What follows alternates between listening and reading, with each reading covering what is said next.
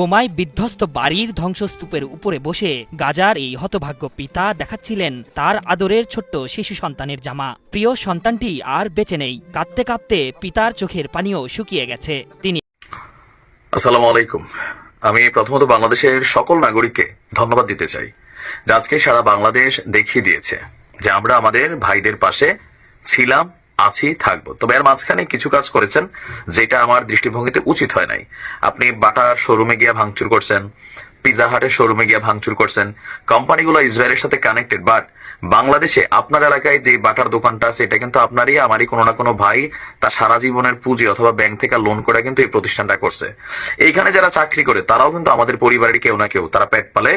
So এইখানে ভাঙচুর কইরা এটা প্রতিবাদের ভাষা হইতে পারে না। খেয়াল রাখবেন, হ্যাঁ, আপনার দ্বারা যেন কারো উপকার করতে গিয়ে অন্য কারো ক্ষতি না হয়।